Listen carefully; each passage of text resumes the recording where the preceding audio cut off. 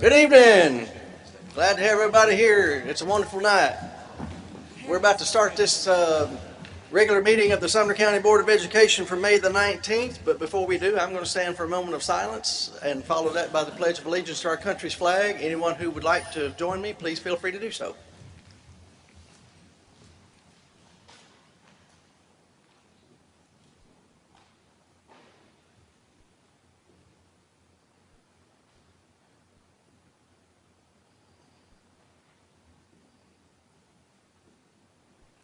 Join me in the pledge. I pledge allegiance to the flag of the United States of America and to the republic for which it stands, one nation, under God, indivisible, with liberty and justice for all.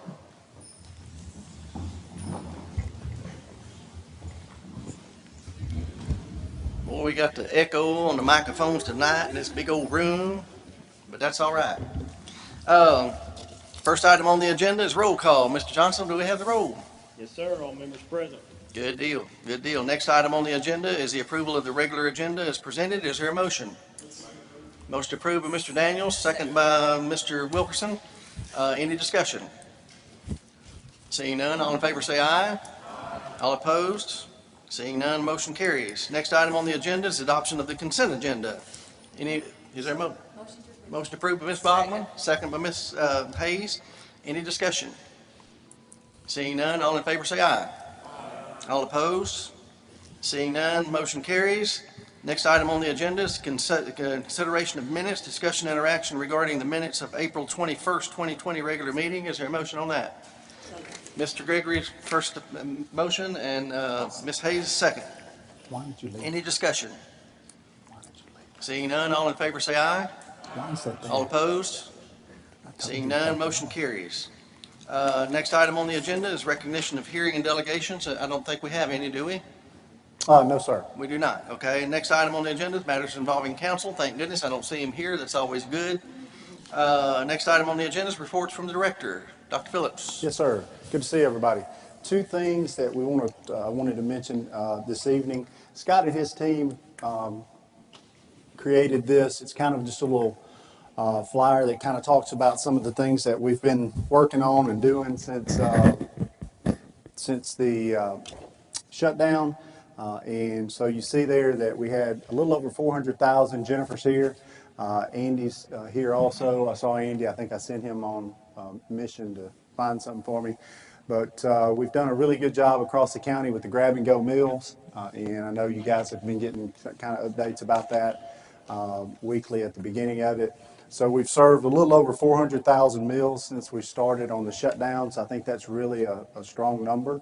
And I know I've talked to a lot of parents that are pleased and happy that we've been able to give that resource to families during the shutdown. Number of times students have logged on to Edgenuity, 275,000 times, and that's I think that's a really good indication of the connection that we've made between teachers and students to make sure that they feel engaged and they're working on schoolwork. We had about 777 devices from our schools that have been distributed to students that have asked and requested. So even though sometimes it feels like that portion of our plan might have fallen through the crack, we have loaned devices out to students. And of course, we know we'll get those back. Facebook Live views, Scott's team's been doing a great job to do Facebook Live. And I don't know if any of you have participated in those, but he's been doing those weekly. And I think even though some of the information is a little bit repetitive, especially at the beginning, I think there have been really thoughtful questions, things that have come from those discussions that parents have posed and teachers have posed that we've been able to put some thought around and then get an answer out the following week. And I think that's been a great thing. Almost 90,000 Facebook Live views. One thing that I'm not sure if you guys are aware of or not, but we do parent surveys every week. It's called POSSIP, and we ask parents how we're doing. A few things that have come from that. Number one, we've consistently been pretty much above 75%, but the latest ones were about 86% with overall happiness about how the school district's been reacting and helping students across the county. But one thing early on that helped us, we were able to not only take comments, but we were able to have parents tell us if they had technology or food needs or other things that we could connect through one of Scott's teams that was created. We can take those comments and then connect to those families immediately and try to provide a resource and help. And so I think that was a really good thing that came along with us just trying to check and see if we were doing a good job or not and what people needed. This is the students, 587 students who have received family food and weekend food deliveries. And so I know you guys know that during the school year, normal school year, we do that. It's just kind of a routine practice for us. But once we had the shutdown, we had to kind of navigate how do we do that because they're not on campus. And so we were able to work through that and continue to get those meals for the weekends to those kiddos that would have typically received that through the school.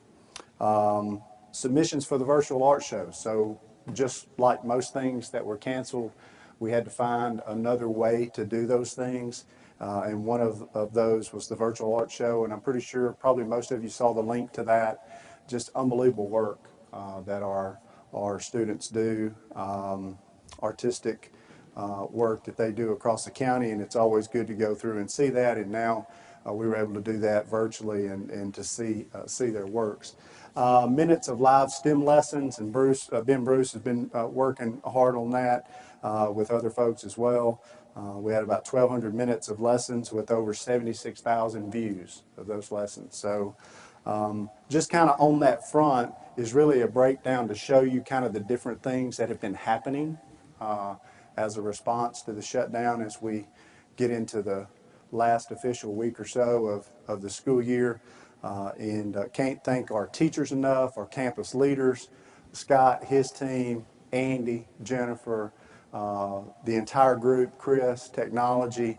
It's really taken every portion of our school system to make sure that we can support the changes that have had to happen and occur since the shutdown. On the back, you'll look, and these are kind of just more food for thought kind of things. And down here, we have lots of discussions, roundtable discussions about what have we learned from this experience and what can we do moving forward to better prepare. I think that's always an important thing to do after you go through a life-changing experience like this. So we know from a technology and an access standpoint, lack of device at home or not enough devices, if you have 2 or 3 children and only one device, is tough. You can't be on 2 Zoom calls on the same computer at one time. So we know that that device portion is going to be something that continues to put pressure on our ability to deliver content and instruction effectively in the future. So when later on in the year, when the CARES Act money comes through and we finally figure out how much we actually have, we'll be bringing a plan back to you guys of how we're going to spend those dollars. And a lot of it, and what's recommended so far, you know, they want to make sure that you have one-time purchases. You know, you're thinking into the future about how you're going to handle future closures if necessary, those kind of things. So we'll be talking to you a lot about content, about designing and placing content into Sumner Connect, how students access that, whether it's devices or whether it's hotspots or whether it's things that we can make sure we close the gap for kiddos so we don't have inequity across the county. And so we'll be curriculum, we'll be discussing a lot of those things when we bring those dollars to the board and talk to you about how we want to spend it. And that will be later on, probably they're telling us sometime late June, but I suspect it will be somewhere around the first of the school year before we amend those dollars into the federal budget. They are not in there tonight when we approve the federal budget because we don't have them yet, but we will amend them in. But when we do that, we'll talk to you about our plan on how to spend those. And that'll be something that we have a lot of discussion through Scott's department with principals and teachers about how we best utilize those funds. Distance learning, obviously, and I kind of skipped over, I mentioned it with hotspots, but under technology and access, you guys know we have we have places within Sumner County that you do not have internet access, right? It's non-existent. And we can't on our own fix that. Now, I do think there will be a lot of conversation at the state and federal level about how do we guarantee, to the best of our ability, internet accessibility to everyone across the country. And I think that will be something that probably is dealt with above us, that will impact everyone in a county, in the state, and in the country. So we'll probably hear more about those things. But for us locally, we know that we have to be able to find some resource to help areas that we know we have children living where they just can't. It's not a matter of I would like to have it, they just can't get it, to be honest with you. So we'll be looking at that. Distance learning, teaching online is completely new to our teachers, but I think they've done a remarkable job. I think it took some time, obviously, for those that weren't familiar with exactly how to do it, to learn how to do it. But now we have some Zoom experts, and we have a lot of things by trial and error that we've learned, and I think that's a good thing. Google Classroom, online tools and websites. I think some teachers were obviously, like anything else, probably more inclined to get that rapidly, and that curve wasn't very tough to learn and take. But then there are others that probably need more training, and we'll have to figure out exactly how to do that and make sure that we support a deeper learning and knowledge about that. High school classes moved to Edgenuity platform.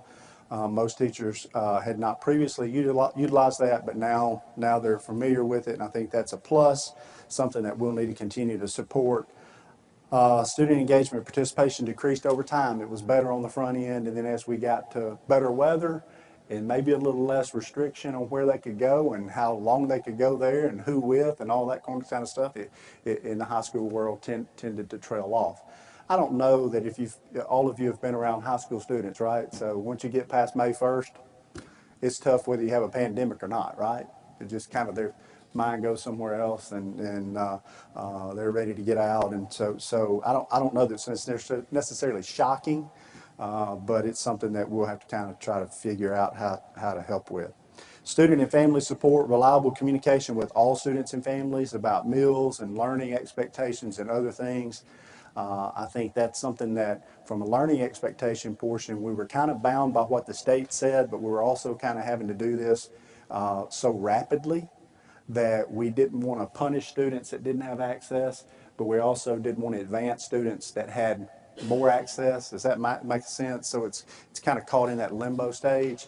I think we'll have some better expectations and norms set for the future, because we'll have longer to think about it, but we'll also have possibly the capacity to eliminate some of those concerns, like access and devices. Does that make sense? So we can hopefully feel a little bit better about what the expectation is from a learning standpoint versus what we were dealing with right now. Parents juggling their own work at home and educating their children. You know, we ask our parents to be parents and also teachers, and I think they've done a remarkable job. I do think for the most part, everyone will be excited about school opening in August, but I think that's something that probably when you look back on it, we will have the opportunity to engage parents in a different way, because they've had to learn some of those things the last since March the 20th from an educational standpoint. So there's an opportunity there too, you know, to maybe make a connection where they understand a little bit more about what we do, and then we can understand how difficult it is for them to do that at home, and we can have some conversation about how to do that better together. So I just wanted to, Scott and his team created this. I just wanted you guys to know kind of what we were thinking. And of course, we could go on and on and on about other things.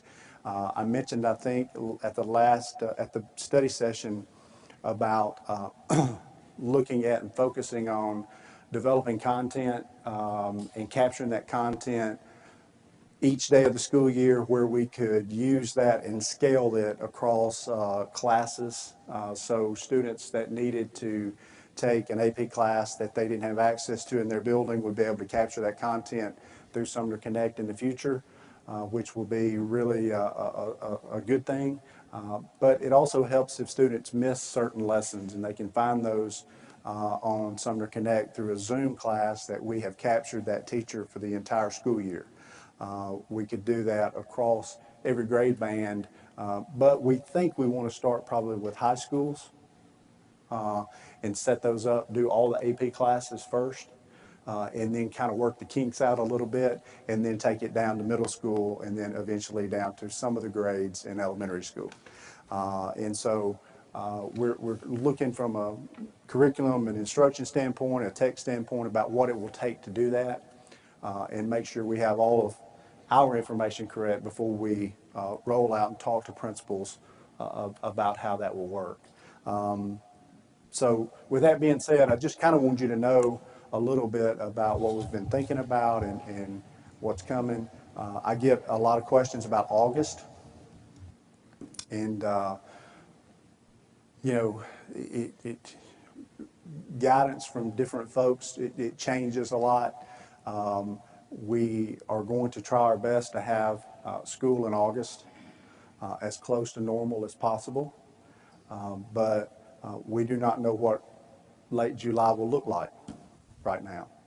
We're going to have probably some scenarios laid out that if we do start school as close to normal as possible, and then there is a second wave or there's some other things that happen that cause us to have another shutdown or some changes with scheduling or staffing, we'll try to have some scenarios where we can say, okay, this is where we're at and what we want to do, but then here are 3 other options. Does that make sense? And we'll share those with you guys before we get to August about how that might work. And I think that's the way most school districts are approaching it. We're all hopeful that we can go back to school and it look as close to normal as possible. It is very, very difficult, and you guys understand our business, it is very, very difficult for us to socially distance on the playground with second and third, they're all going to play together. It's very, it's very, very difficult to do some things that may be possible in a restaurant or a movie theater, or, where you can block seats off. You know what I mean? It's just some things we can do and some things we can't do. We've had lots of conversations here in our team about, what whether to do, the depth of screening and those kind of things. And honestly, I don't believe at that point in time, I don't believe most school districts will do that. I believe that will be something that's left for only those that feel like they're ill, similar to what we do now. We want to be prepared for that, but I don't think that's something that will be a reality once we get to August and school opening. So just know that we're talking about all those things. Probably in the future, we will have, obviously before August, when we have a meeting, we will discuss all of the things that we're thinking here and prior to us pushing that out to parents in August. And I'll be glad to take questions. I think Andy had one. Mr. Chairman. Yeah, I wanted to start by complimenting you and staff on your response. I was going back the other day, kind of just looking back through some older social media posts, and it's interesting how, as this thing started rolling in, it's started with people saying, hey, we need to close down the schools. When are we going to close down schools? And almost immediately when we made that announcement, it went to, well, what about technology for students that need technology? And then it went into, what about lunches for people that need lunches? And I feel like that we were right at the front end of being able to respond to that almost immediately. We started the meal distribution for students at the sites almost immediately. The POSIP started going out and asking questions, and you all were trying to identify those that needed device at home so they could continue the education. I know from a technology standpoint, when you were looking at some of the challenges, and you mentioned Edgenuity and trying to learn new platforms, anytime you try to learn a new platform, whether it's Zoom or Edgenuity, there's always a learning curve.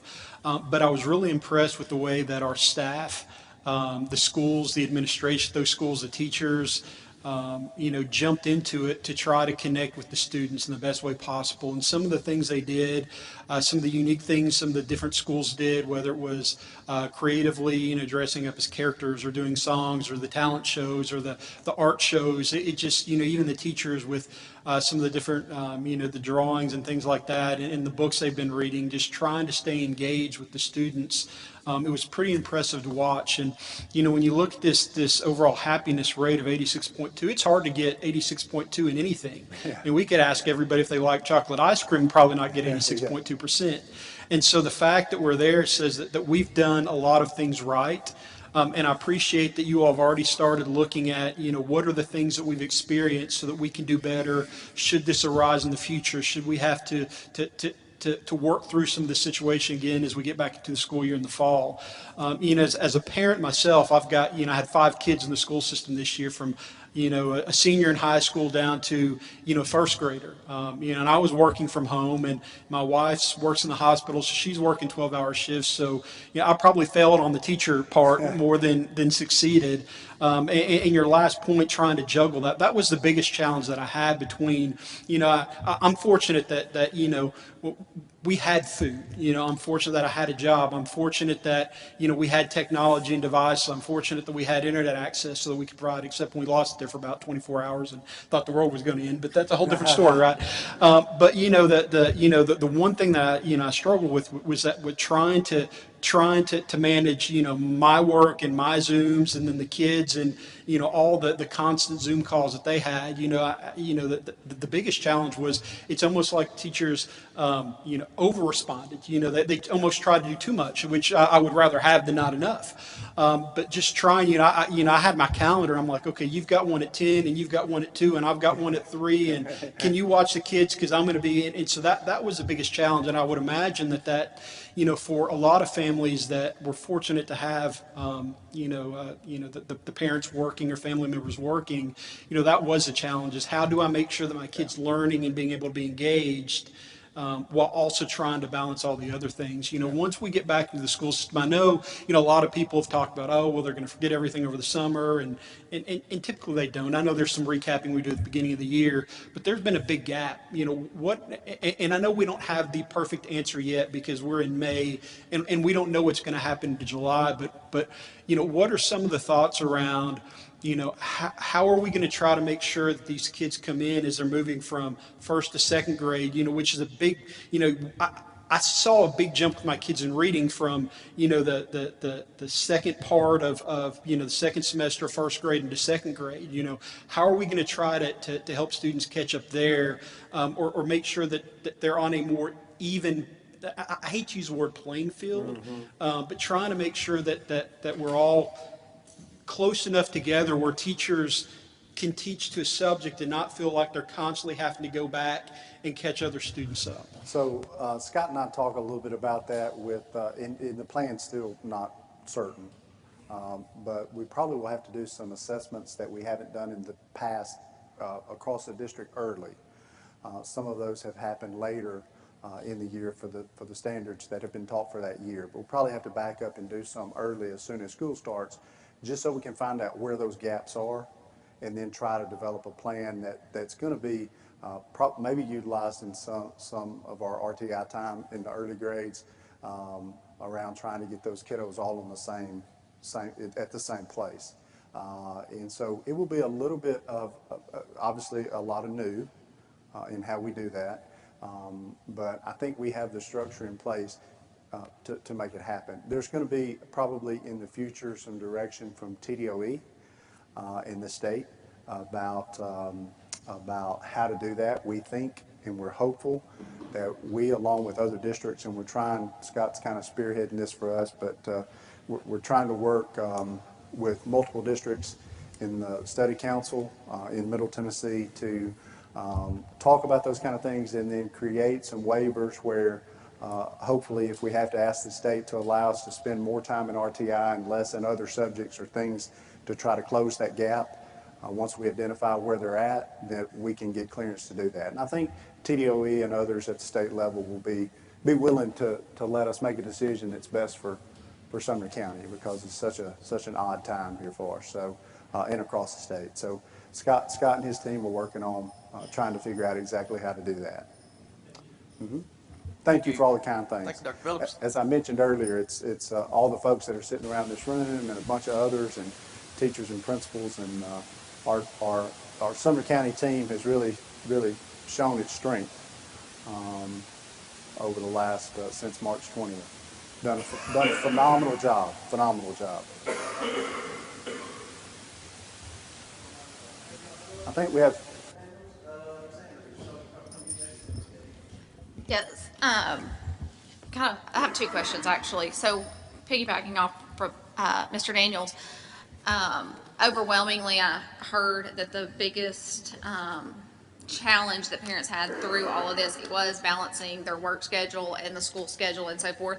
And then here we are looking at summer, and some of them have said to me, we've kind of got a pattern down at this point where, I'm able to do my thing and the kids have school, that they are kind of disappointed that they may not have something during the summer. Are we going to offer anything continuously through the summer? Is Sumner Connect going to continue in any capacity?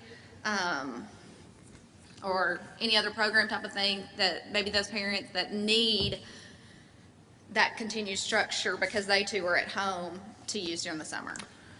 Scott, you want to answer that? So we're getting ready, Sanders, we're getting ready to roll out. Basically what we're doing is some schools are doing summer reading programs already, and we don't want to step on that.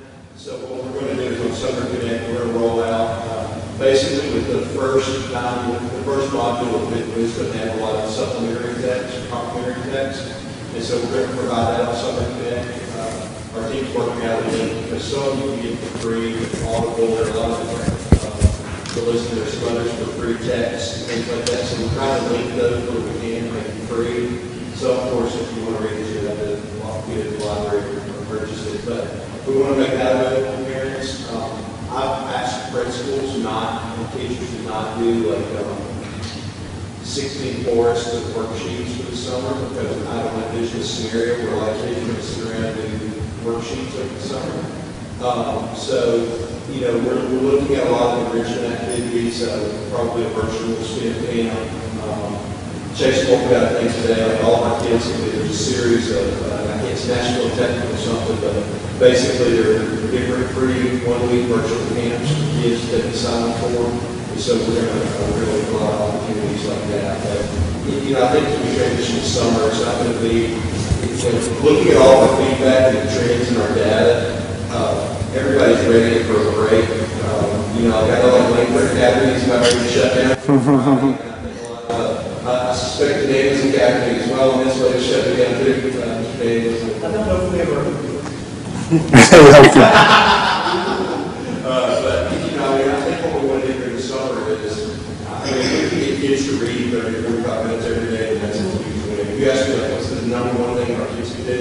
Read. Yeah. And also, too, hearing virtual camps, I think is great just because so many parents, even if it's virtual, if it's a camp that they can say, hey, their kid's going to, because so many camps are canceled right now or are in the process of canceling, that even if it's not rigorous, even if it's kind of more free thinking type of camps, at least it's something that they can then say, this is your allotted time.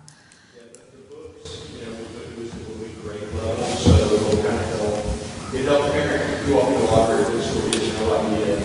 Correct. The reading level and things like that, so this will help with that as well. And then my second question is, too, because Mr. Brown is here tonight, as we are talking about looking ahead to August and so forth, I know there's been discussions about school sports being able to start back on June the 1st.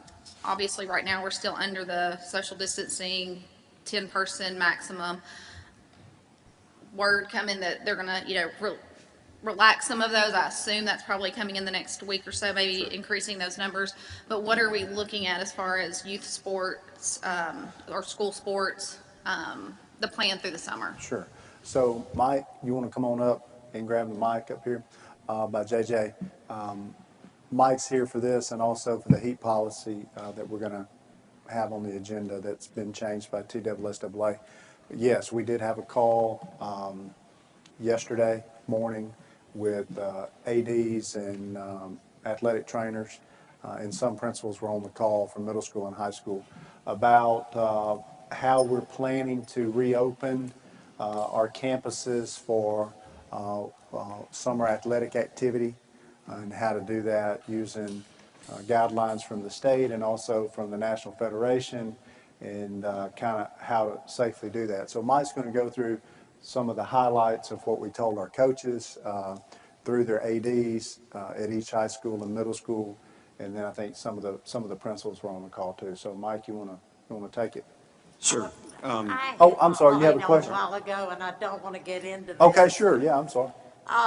What I was gonna suggest, I know everybody in school systems loves everybody doing the same little thing, but I'll bet you that 90% of the teachers in every school, even the little ones, do an assessment test at the beginning of the year.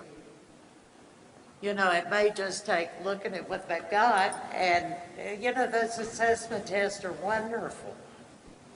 Because they've got to know where to go. Yeah, we try to Sorry. do that as a district because we have to have some data that we can rely on that's consistent across the system.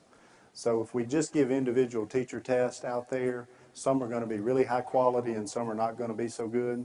And then the data you have is really not consistent to know what we need to do as a district. So, you know, take for instance the third grade. We have 137 third grade classrooms in this county. I need to know what kids in third grade that we're expecting them to know these things, what they don't know consistently across the system. So a lot of that does come down to individual teachers, and we'll use that information because they're right there with them. We have to have some across the system that we can kind of try to figure out exactly what we need to do. So it's kind of a mix of both, long story short. Thank you, Val. Before we move into Mr. Brown, I think Ms. Hawkins had a question. Let's go to her if we could, I please. did. I have two parts of my comments and questions. Number one, I'm really thankful to Scott for putting together this report card. It's nice to have it actually where we can just look at it and see the numbers and see how we're doing, and I think that's very helpful. And second, I've been in communication with some parents about graduation. First of all, they are thankful that graduation ceremonies are a priority and that the superintendent is acknowledging how seniors really do want to celebrate Sure. their graduation. But secondly, they are concerned about safety in numbers with people being so crowded together in a gymnasium. And they do understand that this is a ceremony that will be live streamed, and those people who are uncomfortable coming can watch it online.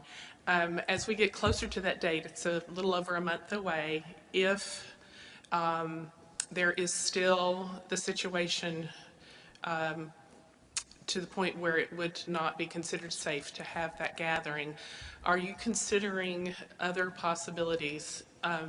I actually saw on the news last week several high schools in Nashville who had drive-through ceremonies, and that seemed to be something that everyone enjoyed. The cars were decorated, the students were given their diplomas, families were actually there in the car, grandparents could even be there. I'm just putting that out there as something to consider as we get closer to that date. Yeah. To consider an alternative. We set that date out there far enough in advance that we felt like it was as far as we could get without getting past July 4th, which kind of feels like we're through summer and getting ready for August. Hoping that having as close to a normal graduation as possible would still happen. We still believe that because we think most of the restrictions that we see in Tennessee, Middle Tennessee, probably will be lifted by then, and it'll be back as close to business as normal as far as gatherings and things that are happening in restaurants and those kind of things. But that doesn't mean that if we get 2 more weeks in and things don't look like that's going to occur, that we couldn't change before June 25th. But right now, our intention is to move forward. We've even had some conversations. Most of our schools limit the number of tickets already. And I've seen across the country where some that are having it earlier than us, but later than normal, have even restricted that more to just, maybe 2 or 3 or 4. But we haven't made that decision yet either. We're going to kind of just go with what we have planned, but knowing that if something changes, we could make a change prior to scheduled time at the end of June. Thank you, though. I appreciate you sharing that. Mr. Gregory. I agree with what Ms. Hawkins is saying. And also, we had a parade in Portland on Saturday. Very, very successful. We didn't give out diplomas, but, and they had a drive-through wave party at Wiseman yesterday. And, you know, I thought both of them went really well, very positive for the community. And I had a conversation with Mr. Woods this morning, and I told him I really wish, as things are now, that we'd given out diplomas, you know, right before the parade or after the parade or something. And a little bit of humor situation, as all of you or some of you may have seen it on the news, on TV. I believe it was Hillsborough High School, this young lady, and they got their diplomas on a drive, on parade or drive-through or something. And she said, I was born in a car and I graduated in a car. I thought that was pretty good. Well, one thing that I think is we're all pretty confident about, I think it's good to have a plan, but in a pandemic, you know, it can change pretty fast. So, you know, when we left on the 20th for spring break, I thought, well, there will be some closures, there will be some things that we will do differently. And we were already prepared about how to manage that inside the system. If we had cases identified across the county in different schools and classrooms, and then of course we didn't go back to school at all, right? Which wouldn't have been one of the things that we were planning on. So kind of like this discussion, you know, if we get 2-3 weeks out from now, you know, and we see that things probably are not going to be where we can have graduation like normal at the end of June, then we'll meet with our high school principals and we'll figure something else out. But that's really the best thing we can do at this point. And I think we all hope that it's as close to normal as possible by the end of June. But we just don't know that. We'll figure that out. Thank you, Dr. Phillips. Thank you for all the comments. We are still on reports from the director. Do you want to go to Mr. Brown now, or wait till we get to him on the rest of the agenda, or? Can we go ahead and let Mike talk about what we told the ADs? Okay. Which is kind of so you guys know what's happening on campuses starting June 1st with Okay. athletics and that sort of stuff. And then we'll let JJ come back up here. And then when we get to the heat policy, we'll ask if anybody has any questions. I can tell you that TSSAA changed some language in their heat policy and we're adopting it. And we just want to waive second reading so we can have it in effect for June 1st. All right. That's pretty much it. Sounds good. Mr. Brown? All right. Our target date to start some athletics on campus again is June 1st. Most of the surrounding counties, not Davidson County, but the other counties have a similar target date. We have similar restrictions. We'll still be under groups of 10. You may see a lot of kids on campus because, like for football, if they have 5 coaches, each coach can have their own group. They can stagger we've talked to them about staggering arrival times and departure times, so we don't get them congregating. And we've even told them, you know, after you let a group go, you might want to stroll to the parking lot and make sure that they are leaving and that, you know, we don't have 40 kids in the parking lot, which they tend to do. Locker rooms are going to be closed. I did get a question today. If the locker rooms are closed, can we open the bathrooms for them? Yes, if they need to go to the bathroom, they can go to the bathroom. But our locker rooms, and those will be closed, so the kids will come dressed in their shorts and t-shirts and tennis shoes for practice. The small groups, no contact drills, a lot of individual drills.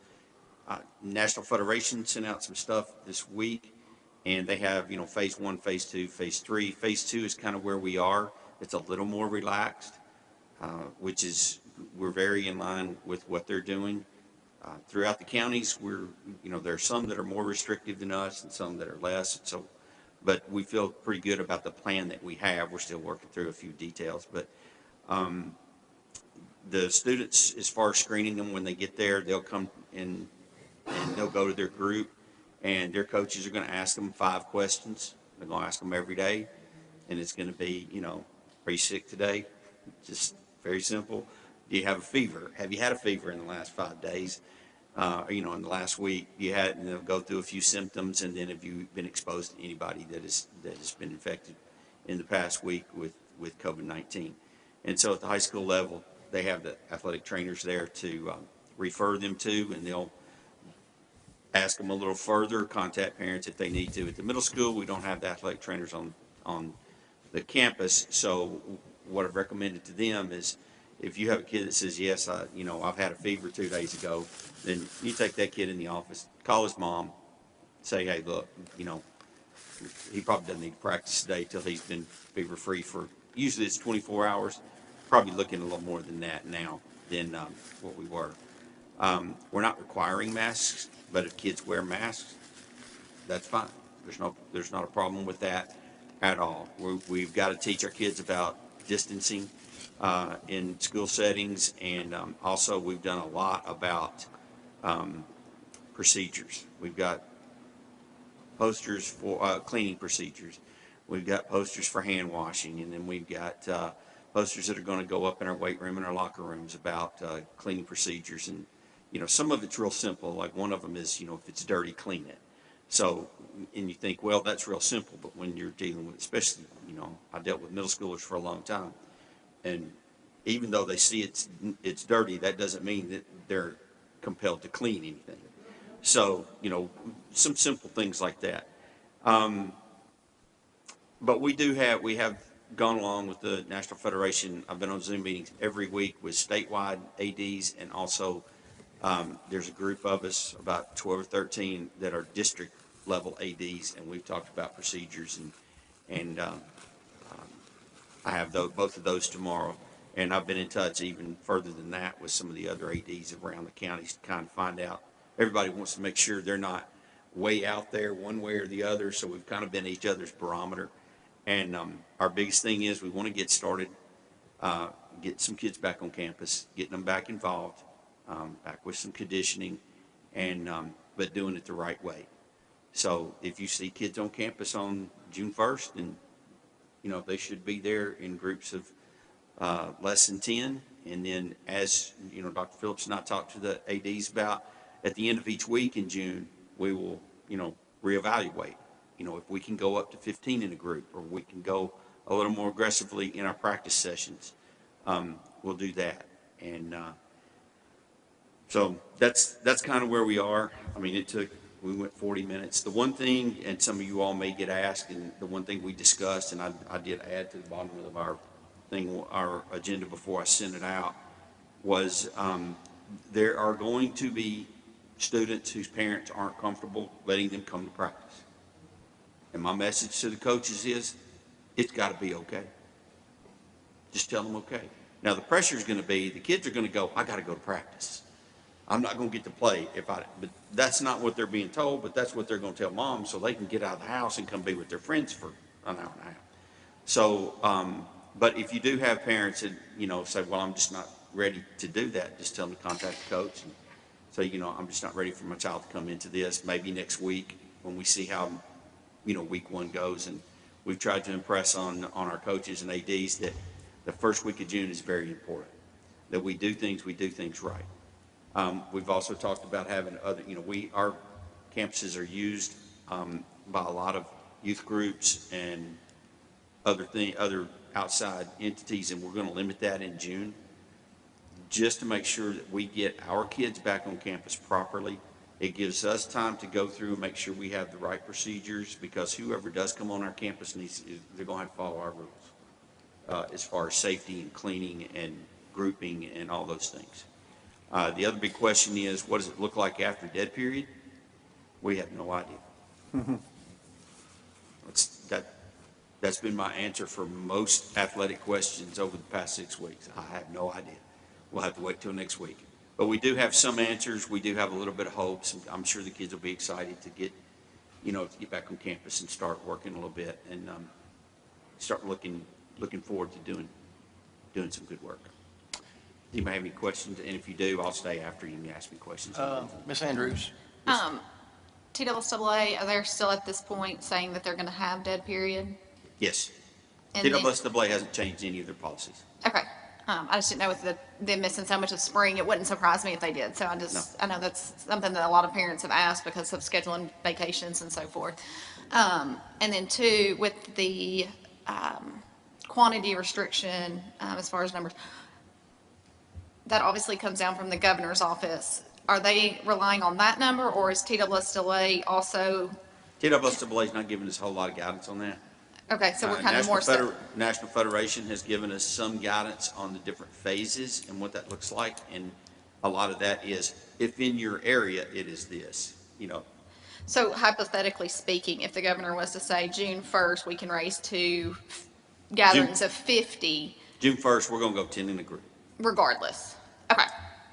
Because I We're know going that's to- going to come it's up. If just- they say yeah, it's June just- 1st it's doing this, then people are going to say, so at least the first week of June, this is exactly what we're doing, This and is we'll what we're doing the reevaluate first it. week of June. Okay. You have to, you know, you have to, when you're dealing with as many coaches as we are, they want to know what the rules are. And so you have to give them the rules, and you can't say, well, if the governor changes it, we'll, you know, you have to say, we're going to start reopen with these rules, and we'll see how it goes. And if things change, we'll talk about that in weekly Zoom call, and we'll make adjustments as we get closer to the end of June. They know from our conversations with them, and Mike has said this many times, he just said it a second ago, we've told them we have no idea what post-dead period will look like, because we don't. We just don't. That there may be some parents that then would say, oh, no, I can take all my kids, you know. Oh, I'll get 40 calls that day, and emails and texts. Does this mean we can, you know, no, we're gonna start June 1st with 10, because if we put, and just from a coach's standpoint, you say, okay, we can have 50, and you got 50 kids show up for football practice, then, you know, and you don't have the small groups, then we've got to get our kids and our coaches used to asking the 5 questions and going through some of the health things with the kids so they're ready to do that. The small groups will help us in the weight rooms, get them used to doing, you know, how to spot safely under these conditions, what cleaning needs to be done, and it's going to give us a time to kind of train our kids Perfect. and our coaches into doing the right way. Then if you go from 10 to 20, then one coach has 20 kids, but they're already trained in what you want them to do. Okay. Perfect. I just want to make sure I have the right answer when I'm asked. In other words, we're doing our own phases. We're going. Yes, ma'am. Thank you, Ms. Andrews. Ms. Hawkins? Yes, how is the time going to be used by the coach, and will the coach be required to work longer hours? If instead of having 50 students or 50 players for an hour and a half, you have 10 come in and then another 10 and another 10, will each group of 10 only have 20-minute practices, or will the coach have assistants to do the assessments because that's going to take time? It just sounds like this is going to require more of the coach's time than typically is expected. Yes. But fortunately, most of our programs have assistant coaches. And, you know, in football, you're looking, you know, if you have 5 coaches, you're looking at, you know, 45 kids coming in at a time. So you're maybe 2 sessions and you've got them all. In basketball, if you've got an assistant, if you kept way too many kids, then you might have to go another session. But at this point, I haven't had a coach yet complain about that. They just want to have practice. They want their kids, they want them on campus, they want them with them, and they want to get started. And most coaches are not, they're working an unbelievable amount of time as it is. I did it for 20 years, and there's no clock. You just work. You work until it's done. Thank you, Ms. Hawkins. Mr. Daniels? Yeah, quick question, and this is probably one of those we don't know till we get there and we'll figure it out when it happens. Are there any concerns or questions about scheduling for the fall, especially in football? Because, we're in a district that has a lot of Metro Nashville schools, and I know when we're looking at reopening the state, the metropolitan areas are on a different schedule. And especially as you get into preseason practice and things like that, if they're not able to have their preseason practice, we already had a school last year that barely had enough kids to play. So are there any questions about that or concerns at this point? There are lots of concerns about the schedule next year, especially football that has a 10-game limit. And you only play once a week. Some of the other sports, when you can play 2 or 3 times a week, and you have those capabilities. Those sports are a little different because you can play more. But football's probably the biggest concern because you do only play 10 games. You only play once a week, and if one opponent ends up not playing, then if it's your home game, it's really costly. The things that are going to come up with that have kind of rumbled through is, and there have been all kinds of proposals. Number one, don't start the first game until after Labor Day. Play an abbreviated schedule. There was one proposal that said, let's just play region games in football. Well, that's fine. If you're one of our big schools and we're in a region with 8 schools, you guaranteed 7 games. If you're a rural school and you have to travel, an hour and a half to get a game in your region, and there's only 4 teams, and you're only guaranteed 3 games, then there's a lot of that kind of stuff that's kind of been thrown out there. But right now, TSSAA is looking at starting on time. Now, like I said, once Dr. Phillips said, once we get into July, who knows? If we're going to start school, and he's made this comment, if we're going to start school full blast, then we're probably going to have sports full blast.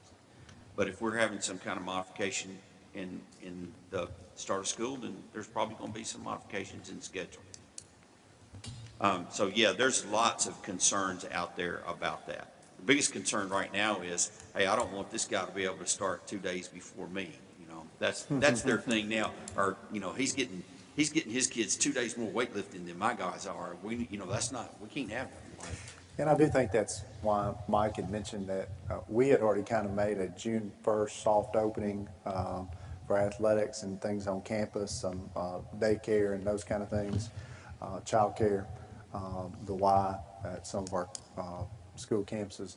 And so Mike mentioned about the AD group, 11 or 12 of them, and so when they met, everyone was asking, well, what are you going to do? What are you going to do? We'd kind of already decided what we were going to do, and once Mike shared that, then I think all the others kind of thought, well, that's... By the next week, they all had talked to their administration and executive committees, and they were all like, we're going to try to go June 1st too. Yeah. That sounds like a good round day. I don't know why June 1st is a round day. But the reason for that probably, although they wanted to do that, was the fact that they thought, well, Sumner County is going to have their athletes back. You know what I mean? It's just everybody wants to kind of be in the same, have the same restrictions, I guess, if you say the restrictions or the same access. And so that's just not Sumner County. That's consistent. But you're in right. Middle Tennessee. Davidson, Shelby, and Hamilton counties are the 3 that are really not really whining, but they're just like, okay, we know y'all are starting, but there's nothing we can do right now. We're still, they had no start date. They hadn't even discussed yet. But they're in a whole different situation in the bigger cities than we are. We're fortunate enough to have community schools and the ability to try to get started. But like I say, the ones that are starting, all of them that I've talked to, they're all having basically similar type restrictions. And we're all just want to get them on campus. We want to get them started, get them acclimatized to how it's going to be, and then move forward, and then we can be more aggressive as things loosen up. Mr. Gregory. Mike, this will work. It's got to work, what you're saying. Well, we hope so. We've worked a lot on it to try to come up with a plan that'll work. But now, the secret of it really working well will be a lot of coaches' meetings. And one coach may have to have 2 or 3 practices a day, 3 or 4 practices a day. Yes. But I know some coaches that have had 4 anyway. Yeah, time's not an issue with the coaches. Time stands still when you start practicing. That's been several years ago. 2 of them without pads, so. Yeah, But anyway, I think it'll work. I do. It'll give opportunity to work on things that you normally would not work on as long. And there'll be a lot of conditioning and a lot of shell. you can take linemen on boards, linemen in shoots, every other shoot. I mean, it's just, and a lot of repetition. And that's what makes players better anyway, is repetition. I know Tim's favorite team, they don't do a lot of different things differently than other people, but they just do what they do better. But we're getting closer. We're getting. Okay, thank you, Mike. Thank you, Mr. Gregory. Any other questions for Mike? Mr. Brown? All right, thank you, Mr. Brown. We may call on you again here in a little while. Moving on to new business, discussion and interaction regarding the general purpose budget for fiscal year 2020-2021. Motion approved by Mr. Gregory, second by Mr. Daniels. Any discussion? Seeing none, all in favor say aye. All opposed? Seeing none, motion carries. Next item on the agenda, discussion and interaction regarding the federal projects budget for fiscal year 2020-2021. Motion approved by Mr. Wilkerson, second by Ms. Bachman. Any discussion? Seeing none, all in favor say aye. All opposed? Seeing none, motion carries. Next item on the agenda is discussion and interaction regarding the Duke endowment budget for 2020 and 2021. Motion approved by Mr. Wise, second by Mr. Daniels. Sorry, caught him first. Any discussion? Yeah, Dr. Phillips explained what that is. I think I know. Which one?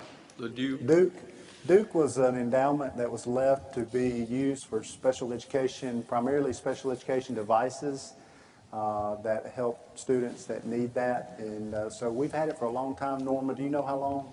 Gosh, it's probably been 20 years. It was a student And how much money is it?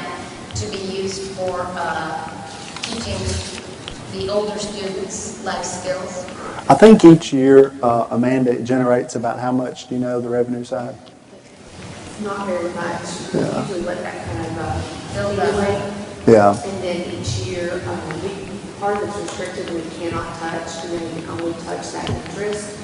So, We might let it build up over a couple of years, and then, like if we need to outfit a classroom with a kitchen, because we're teaching those students how to cook.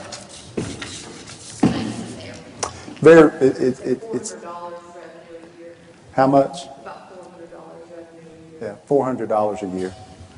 So, I like, knew it wasn't much. But yeah, like Norma said, we generally, because 400 probably wouldn't buy what we needed, generally they let it build up for several years and they'll buy one device that's needed or something like that. So, been around a long time. Any further discussion? Seeing none, all in favor say aye. All opposed? Seeing none, motion carries. Next item on the agenda, discussion and interaction regarding the Brown endowment budget for fiscal year 2020 and 2021. Make a motion to approve it. Motion approved by Mr. Gregory, second by Mr. Wilkerson. Any discussion? Seeing none, all in favor say aye. All opposed? How much did it, how much was It that? was about 221,000 this year. 220. Yeah, about 221, 735 or something, but I forget. That was a few numbers ago. I think that's right, pretty close. Yeah. All opposed? Seeing none, motion carries. Next item on the agenda, discussion and action regarding the school nutrition budget for fiscal year 2020 and 2021. Motion to approve by Ms. Hayes and second by Mr. Wilkerson. Any discussion? Real quick, Mr. Daniels. one, I assume there's no increase in lunch price this year. No, thanks to Jennifer and Amanda, and I think maybe, I don't know, does Andy deserve a shout out for part of that too? I don't know, maybe not. They're sensitive about Andy shout outs, so I don't know. But they've done a great job, so we've obviously had to weather a lot of change here at the last quarter of the fiscal year, but they were able to make sure that we didn't have an increase in lunch prices for students. And I think there was even a little bit of a reduction in adult meal prices. So adult meal prices will go down a little bit next year. And so great job for all of that. So to answer your question, there's no increase. Awesome. But once again, I know we mentioned this earlier, but they've done a great job responding, getting lunches together for the kids. I know we're going through June now, and that's been well received. The other thing is just last year, some of the changes they've implemented, some of the new food menu options, the slushy machines, some of the things they've done at the high schools. And I know they were planning to roll out some more of those as we got into the second half of the year, and maybe they all didn't get rolled out because of what happened, but I think that team's doing a great job, and our new leadership there has made some big changes that are appreciated. Yep. Thank you, Mr. Daniels. Any further discussion? Seeing none, all in favor say aye. All opposed? Seeing none, motion carries. Next item, discussion and action regarding revision of policy 3.304, outdoor activities, upon first reading. Is there a motion? Motion approved by Mr. Wise. And to waive second reading. Is there a second? Second by Mr. Gregory. Any discussion? Seeing none, all in favor say aye. All opposed? Seeing none, motion carries. Next item on the agenda, discussion and action regarding amendments to the general purpose budget. Motion approved by Mr. Wise. Second by Mr. Daniels. Any discussion? Seeing none, all in favor, say aye. All opposed? Seeing none, motion carries. Next item on the agenda, discussion and action regarding amendments to the federal budget. Motion approved by Mr. Wise, second by Ms. Brown. Is there any discussion? Seeing none, all in favor say aye. All opposed? Seeing none, motion carries. Next item on the agenda is discussion of study session items. Mr. Johnson, we'll start with you. So I think we likely will have a study session in June. That's something that we'll discuss with you, Mr. Chairman, and Dr. Phillips. I think probably primarily at this point, we will go back and we'll try in June to get restarted on going through our TSBA policy manual policies. That sort of fell by the wayside because it was pretty difficult to do over Zoom. But we'll probably get back and get into at least, I think, what are we up to, section 3, 4? 3, I think. And so I think we'll definitely have section 3, maybe a few more sections depending on where we are with the staff reviewing them. Obviously we got delayed doing staff review because we kind of wound up doing other things. So, but we'll definitely be going through at least one section of the TSBA policy manual and then other things. Anybody else got anything for study session? If you do, just let Mr. Johnson know, Dr. Phillips know, me as a third choice, I guess. We get on there somehow or another. Next item on the agenda is comment from board members. Let's start with Mr. Wilkerson tonight. It's good to be back in the circle with everybody.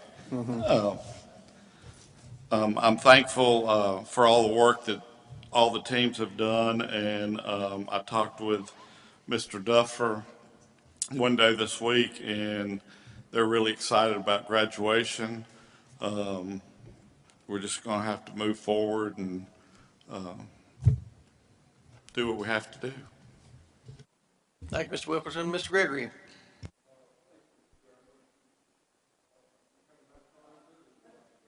You want to turn your microphone on, please? I too would like to thank all of our staff and our teachers, because through some very difficult times, and our students too. I have had more student contact and I'm sure you, all of you have too, than I normally do in probably 2 years. And guess what? Some of them that never did want to go to school, they're begging to go back to school. And that's a fact. Had one to call me today, said, I sure hope we go back in August.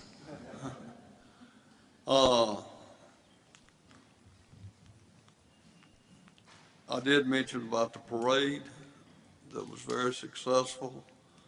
I didn't mention one thing, all of them were vehicles except one, it was a tractor. And Portland East Middle School has earned a STEM school recognition, and I'm very proud of that. And TCAT, which all of you who were on the board when we got this started and all, I'm so thankful. And I think all the schools, I know all but one and possibly all of them, have had students or at TCAT, had a big recognition program just before everything closed up, and had a sign-up date and for the new students, and they tried to do like, you know, on TV we see all these athletes, they put a cap on, and they're gonna go to this school. It was very, very impressive. And it has grown, it's larger, it's better, there are more opportunities for students and also in the industry too. And I'm like Mr. Wilkerson, I'm glad we're all back in the circle. Thank you. Thank you, Mr. Gregory. Ms. Brown? I just want to ditto the fact that we're, you know, it's nice that we're all on the same page of being able to be proud of how everybody responded. Everybody did what needed to be done. Dr. Phillips gets the big kudos because you had to run and say, whoa, whoa, whoa, whoa. I'm sure Ed didn't think I busy and did it. Poor Scott is probably ready to retire. And I wouldn't blame him. But I also want to say that the greatest healing thing, if you know anything about Sumner County, football and basketball. That's all they're going to care about. You got that taken care of. So Mike has that all set up. And they don't care how they do it. So are some people will always gripe, but they'll just be thrilled to be able to get it root. Thanks. Thank you, Ms. Brown. Mr. Wise? Thank you, Mr. Chairman. I do want to commend Dr. Phillips and his team in getting the graduation worked out. That's a big thing. The true sign of a dedicated employee is one who will go so far as to match their apparel to the part of the system that they're dedicated to. And so I'd like to give a shout out to Ms. Pritchard. Her attire matches the color of our budget book. Every year.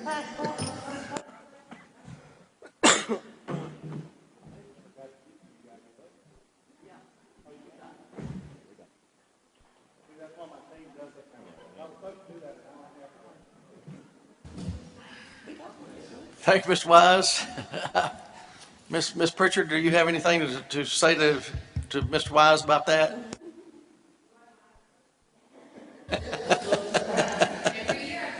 That's right, she does. She does.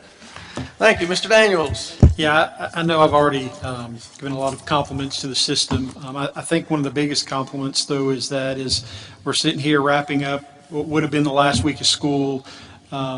You know, we've been able to make sure all of our teachers and staff have gotten paid throughout everything that we've gone through. There's a lot of counties that can't say that, not just in the state, but across the country. And so, when you talk, when you hear Dr. Phillips talk about, we don't know what's going to happen after the dead period. We don't know, what the school year is gonna look like, but we're already talking about it. We're trying to be proactive.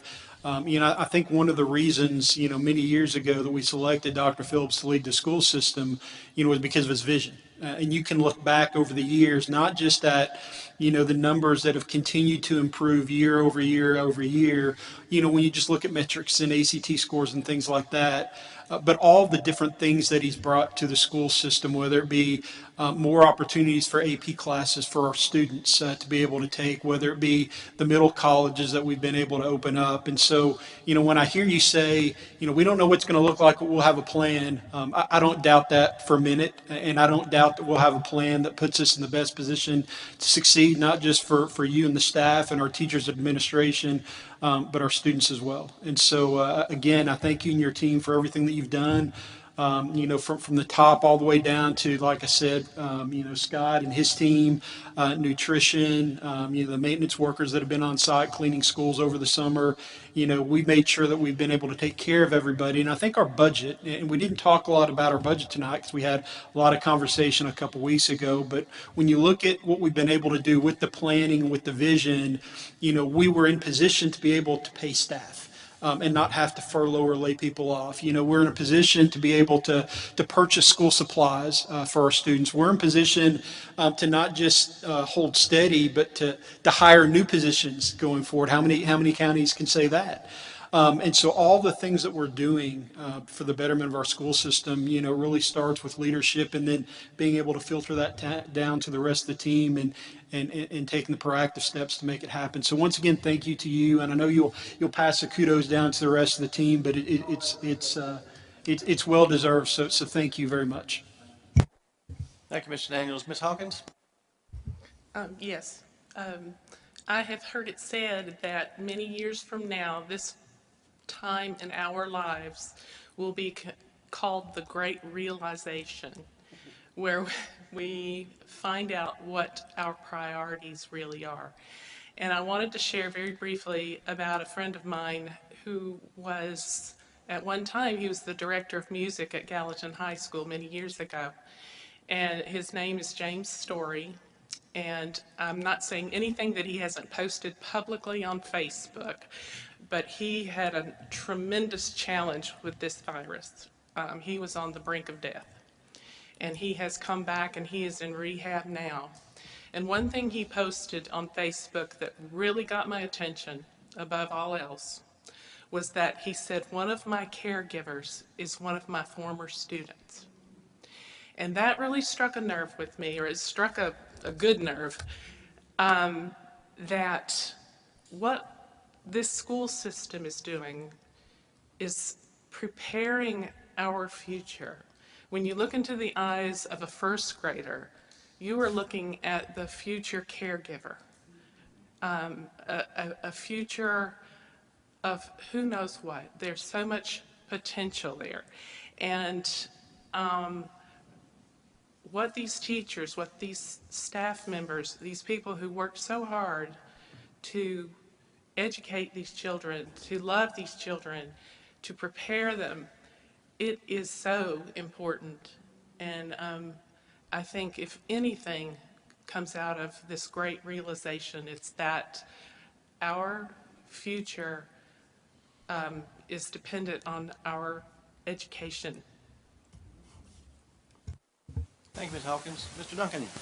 And I've got to follow that. Goodness, I don't know where to go. Wow. There's been a lot of challenges met through this whole thing. Nationwide, locally, just thousands upon thousands of challenges that have been met. We're fortunate with our teachers and administration to be able to do some distance learning. And if you drill down just a little bit in that distance learning, it's web-based.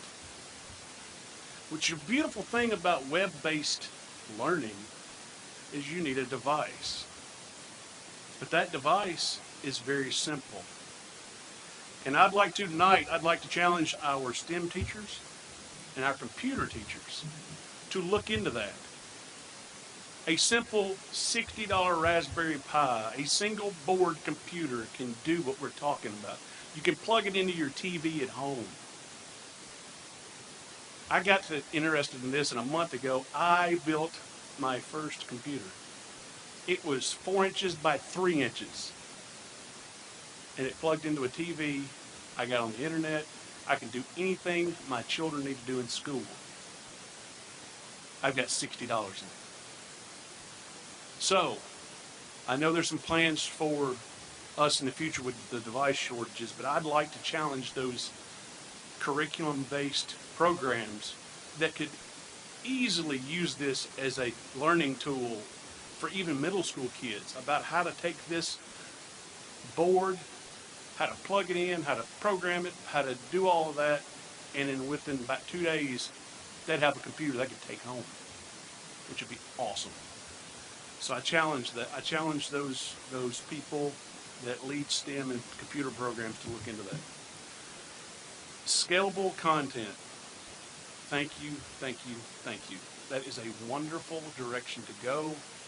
That leaves a good foundation when we get past this event.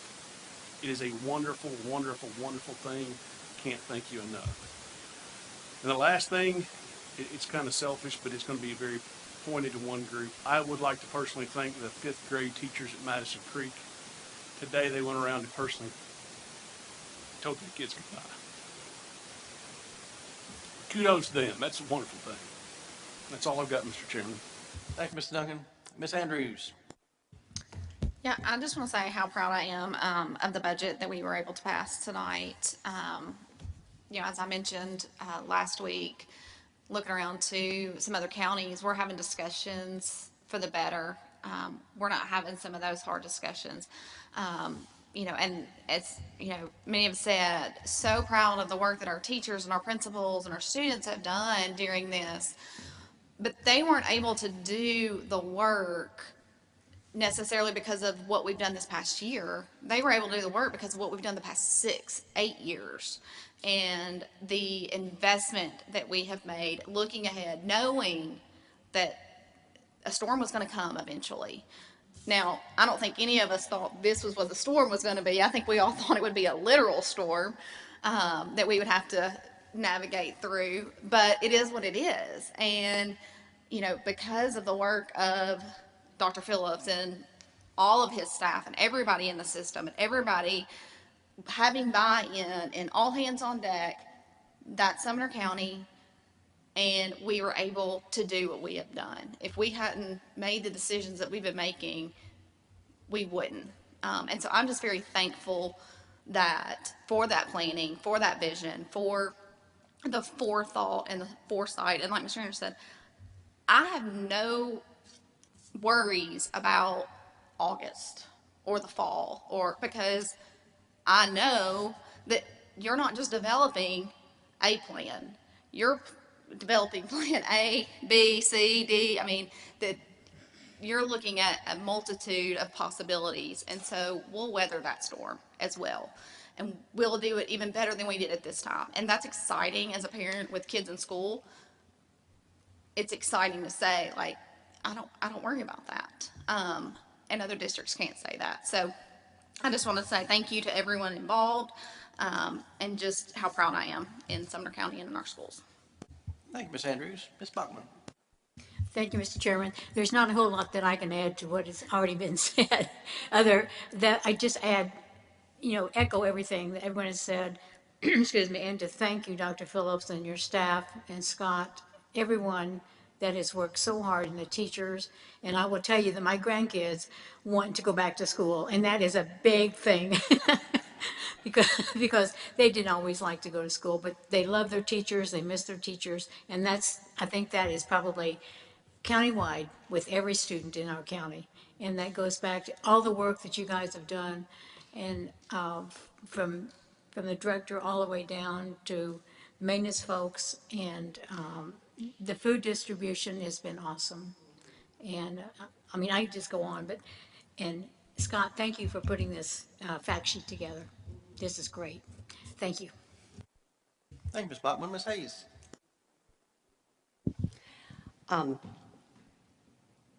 I'm just in agreement with a heart of gratitude, what everyone has said tonight.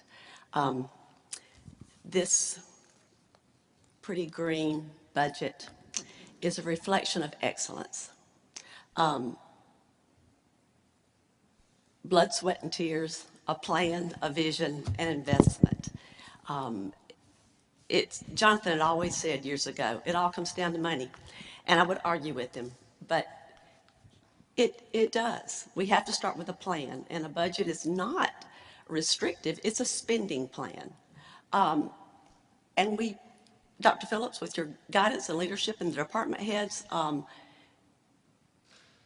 have laid the groundwork. When you came, it was tough, but you worked your plan. And it's about pouring into these kids, because they are our future. You were right. I taught kindergarten, first and second. We best care about them, and we best be investing, because those kids are going to be planning my Medicare. They're going to be leaders. They're going to be giving guidance in this world, and we need them, and we need to be investing with them. And thank the Lord for our educators who have gone above and beyond to adapt, to come up with this plan. And still, it has looked different, but they are pouring into these kids and investing. School is a family business, right? They love these kids, and the kids love their teachers back. And speaking of teachers, to make a point and ask a question, are we going to acknowledge, we have teachers that are retiring, some grand teachers that have spent 30 plus, 35 more years. Are we going to get a list or acknowledge those teachers?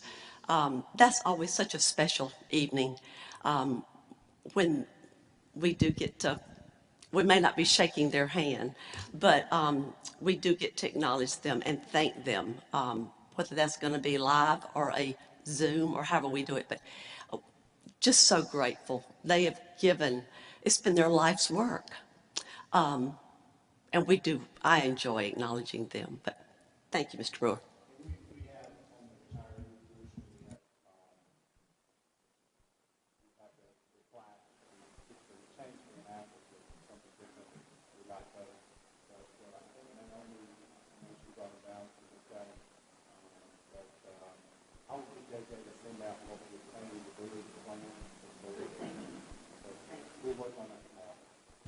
Thank you, Ms. Hayes. I kind of narrowed down my comments to just about 45 minutes, so if y'all just bear with me. Everybody's getting up leaving. I just kind of wanted to mention this for Mr. Gregory's sake. You was talking about that parade up in Portland the other day. I was talking to a gentleman that went up there. You may know something about this. That he said he thought it was a funeral procession going through town. I said, you think that's what it was? He said, well, I don't know. The lead tractor had its headlights on, so maybe that's what it was. Anyway, we have, there's been a lot of kudos sent out tonight, and I'm going to quote my sister-in-law, and don't dare tell her that I quoted her because her head will swell up as big as this gym. But she's a great songwriter, and she wrote a song one time that was talking about the storm and what to do with the storm and how to handle the storm. When this storm came, we had a group of people that knew what to do. And in her words, she said, don't focus on the storm, just learn to dance in the rain. And you folks learned how to dance in the rain, and I thank you. And with that, I feel so adjourned.